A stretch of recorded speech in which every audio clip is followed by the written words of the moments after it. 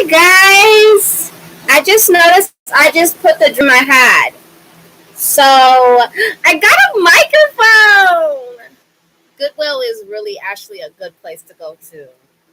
Someone told me about it because he saw my headsets. So he told me I can get headsets from Goodwill. So I went to Goodwill and I got me a computer chair and I got me a microphone and I got me some headsets. So, yes, I got a microphone. All right, so today we're going to be talking about it, kind of looks like a flashlight. But today we're going to be talking about, let's see, what are we going to be talking about? We're going to talk about the dream I had last night. So I dreamed of my baby daddy and his baby mama, and we were with our kids. And she seemed pretty cool. Like, we were all just chilling and everything like that. She seemed laid back and everything was cool. Then my friend took me out of the house. We're at my townhome. And, well, my dad's and my mom's, our townhome, and say. We were at the townhome, and when we went over to my friend's house, and she took me over there. Her name is Nayeli. I seen her in a dream, and she told me, she said, why do you have kids for? She mentioned my kids. And I don't think I even responded to her why I had kids or what I had kids for, but that's what she had asked me.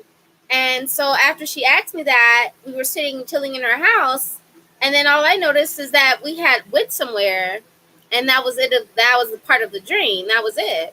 So I was about to say, sometimes when you're dreaming, you can be dreaming of some real stuff. Like, for example, I remember dreaming one time of my deceased father, and he was just telling the voices to stop messing around with me because they might tamper, pretty much telling them that you guys might click on something that you don't know what you're clicking on, and you might kill my daughter, So he pretty much was telling them to stop, and I remember having the dream about my dad telling them that. Even though it was a bit off, my dad still told them to leave me alone. And so he had told them before, too, to cut off the cameras out of the house. He has talking to them multiple times. So it's like my dad actually knows what's going on. And he believes me, my family, too. But it's just kind of hard to actually explain the situation. It's really hard. But I do know that they've been gone. They're like slowly but slightly. It's not as loud. The volume is not as loud as it was. So they are leaving. But however, there's a lot of damage that's done to my head. So with that being said, with all those damages done to my head, I don't know what I'm going to do in regards to that, but that's really it on today. I don't really know what else to say. But I did dream. So hopefully you guys that love the dream, you can type down on my YouTube channel about what you had a dream about. Because sometimes we be having some dreams that be relating to your real life or what you're going through. And so that's what I'm saying. When I had the dream, I'm like, what am I going to do? Because this is real life stuff that I'm going through. And my dad, real life, talked to me. I brung out the teddy bear because I remember my dad talked to me about throwing it away. And then my dad talked to me about my brother, Brendan. And he talked about how Annie was doing and stuff like that. And it's crazy because my dad never even met Annie. So it's cool that my dad can come and talk to me every now and then when he gets a chance to, because I don't know how it works in the dreamland. How can they come to you? But they can reach out. Your deceased loved ones can really seriously come to you and talk to you. Cherish those dreams because you don't know when they're going to come back and come and visit you again. You seriously don't know. I know that since my dad's been gone, I've been dreaming of him a lot. And even before then, when he was alive, I dreamed about him still. I'm always dreaming about my dad. I dream about my mom. I never really seen my little brother. I seen him like probably a couple of times I see my little brother in a dream, coming in, and he turned into a baby.